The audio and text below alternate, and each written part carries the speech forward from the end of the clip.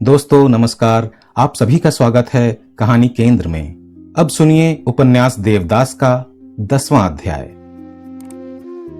चंद्रमुखी के यहां हो आने के बाद देवदास 2-3 दिन तक यूं ही इधर उधर सड़कों पर घूमता रहा, बहुत कुछ पागलों की तरह।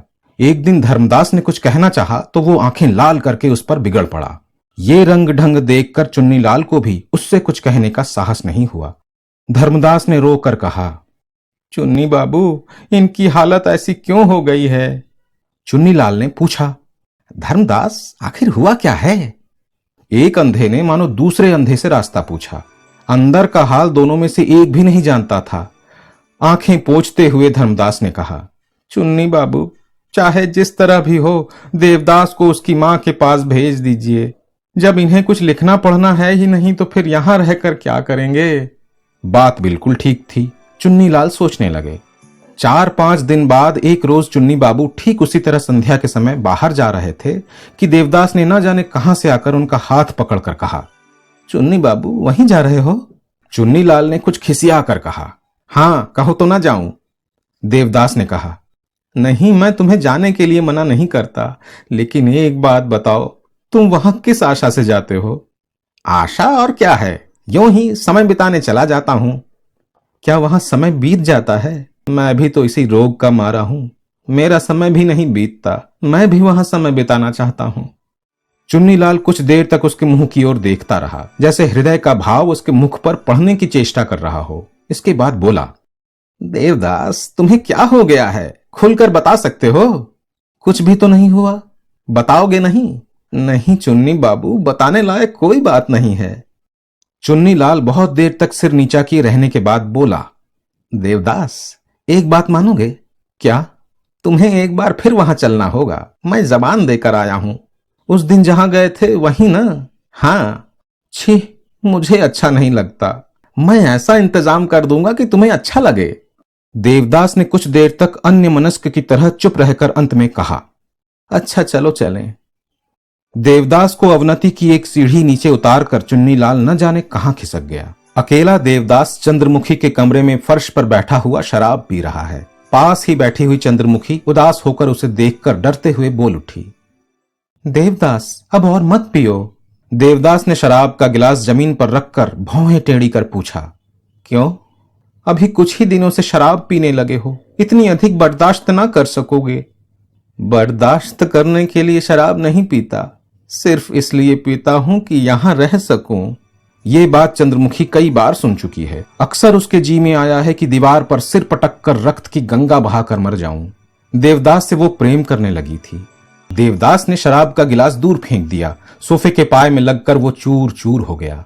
फिर लेटकर और तकिए का सहारा लेकर उसने लड़खड़ाती हुई जबान से कहा, मुझ में उठकर जाने की ताकत नहीं है, इसलिए यहां बैठा रहता हूं। अच्छे बुरे का होश नहीं रह जाता, इसलिए तुम्हारे मुंह की ओर देखकर बातें करता हूं। तो भी मैं बिल्कुल बेहोश नहीं होता, तो भी कुछ होश रहता है, इसलिए तुम्हें छू नहीं सकता। बहुत घृणा होती है चंद्रमुखी। चंद्रमुखी ने अपनी आंखें पोंछकर धीरे धीरे कहा, देवदास, यहां ऐसे बहुत से लोग आते हैं जो कभी शराब छूते भी नहीं। देवदास आंखें फाड़कर उठ बैठा। उसने लड़खड़ाते हुए इधर उधर हाथ फेंक कर कहा, छूते तक नहीं? अगर बंदूक होती तो मैं उन्हें गोली मार देता। चंद्रमुखी, वो लोग मुझसे भी बड़े पापी हैं। कुछ देर तक चुप रहकर वो फिर न जाने क्या सोचने लगा। इसके बाद उसने फिर कहा, अगर मैंने कभी शराब पीना छोड़ा, हालांकि मैं छोड़ूंगा नहीं, तो फिर मैं यहां कभी नहीं आऊंगा। मेरे लिए तो उपाय है, लेकिन उन लोगों की क्या दशा होगी? कुछ देर तक ठहर कर उसने आगे कहा, मैंने बहुत ही दुखी होकर शराब पीना शुरू किया है। हे मेरी विपत्ति और दुख की साथिन, मैं तुझे छोड़ नहीं सकता। देवदास तकिए पर अपना मुंह रगड़ने लगा। चंद्रमुखी ने जल्दी से पास आकर उसका मुंह पकड़कर ऊपर उठाया। देवदास ने भौहें तान कर कहा, छी, मुझे छुओ मत, अब भी मुझे होश है। चंद्रमुखी, तुम नहीं जानती, सिर्फ मैं ही जानता हूं कि मैं तुम लोगों से घृणा करता हूं। सदा घृणा करता रहूंगा, फिर भी आऊंगा, फिर भी बैठूंगा, फिर भी बातें करूंगा। नहीं तो इसके सिवा और उपाय जो नहीं है। ये क्या तुम लोग समझोगी? लोग पाप अंधेरे में करते हैं और मैं यहां मतवाला हूं। संसार में ऐसा उपयुक्त स्थान कौन सा है? और तुम सब। देवदास दृष्टि संयत करके कुछ देर तक उसके दुखी मुख की ओर देखता रहा और बोला, आहा, तुम सहनशीलता की सजीव मूर्ति हो। स्त्रियों को लांछना, भर्त्सना, अपमान, अत्याचार और उपद्रव कितना कुछ सहना पड़ता है। तुम ही सब इसकी मिसाल हो।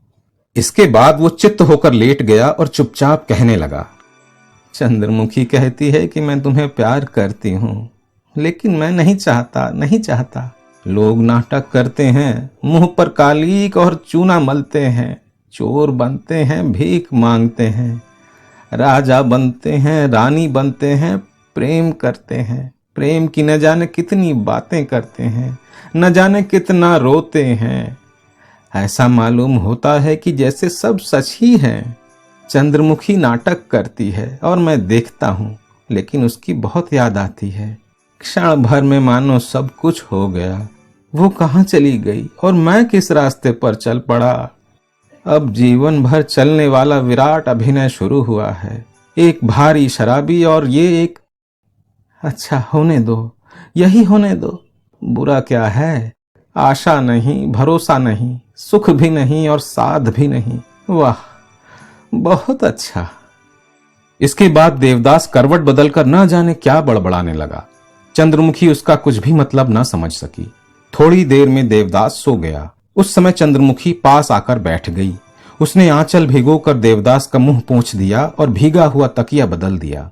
फिर एक पंखा लेकर कुछ देर तक उसे झलती रही और बहुत देर तक सिर नीचा किए बैठी रही। उस समय रात के लगभग 1 बज गए थे। वो दिया बुझाकर और दरवाजा बंद करके दूसरे कमरे में चली गई।